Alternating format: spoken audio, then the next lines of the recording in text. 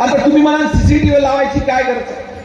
आपली नवीन पिढी विशेष करून आमच्या महिला भगिनी, आमच्या महिला विद्यार्थिनी त्या ठिकाणी सुरक्षित राहिल्या पाहिजे, हा उद्देश ठेवून त्या ठिकाणी आपण संपूर्ण शाळा या सीसीटीव्हीच्या निगराणीखाली आणतोय.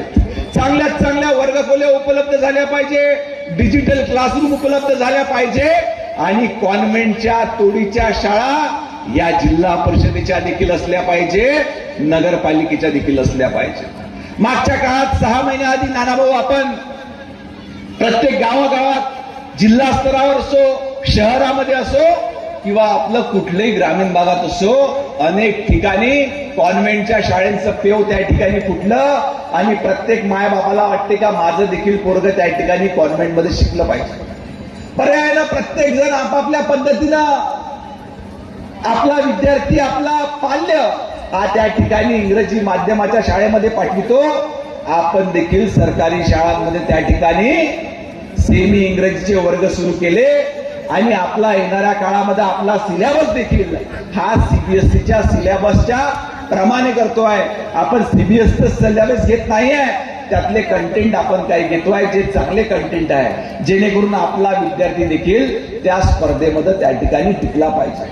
6 महिन्याआधी मी एका कार्यक्रमाच्या निमित्तानं त्या ठिकाणी मुंबईला बसलो होतो आणि केम्ब्रिज युनिव्हर्सिटीची काही मंडळी मला त्या ठिकाणी भेटली. त्यांनी त्यांचे 1-2 प्रस्ताव दिले. मी त्यांना विचारलं का आमच्या सरकारी शाळेंकरता काही प्रस्ताव आहे का? तो बोलले सांगा साहेब. मी म्हटलं आमच्या 65,000 शाळा आहे, सरकारी शाळा, त्या जिल्हा परिषदेच्या आहे, नगरपालिकेच्या आहे, महानगरपालिकेच्या आहे.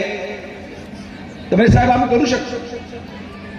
मी म्हटलं ठीक आहे, तुम्ही आम्हाला काय सुविधा देऊ शकता?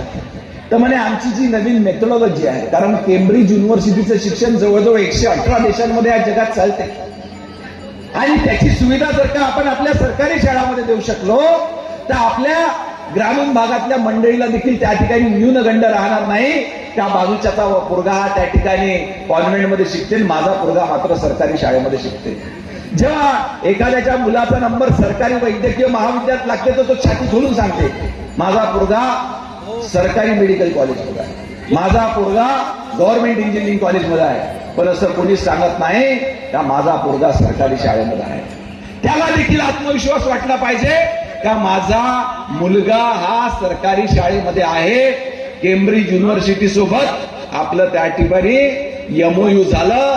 तिथले मुख्य लोक राज्यात आले, मान्य मुख्यमंत्री महोदयासोबत आमचं आपण सामंजस्य करार घेतला आणि हळूच आता राज्यातल्या सर्व शाळांमध्ये आपल्या शिक्षकांमार्फत पहिले आपल्या शिक्षकांचं ट्रेनिंग आणि ते ज्या टीचिंग मेथड्सनं त्या ठिकाणी विद्यार्थ्यांना शिकवत असतात, आपले शिक्षक देखील त्याच पद्धतीनं आपल्या जिल्हा परिषद नगरपालिकेच्या शाळेमध्ये शिकणाऱ्या विद्यार्थ्यांकरिता सोयी उपलब्ध करणार आहेत. एबीपी माझा, उघडा डोळे बघा नीट.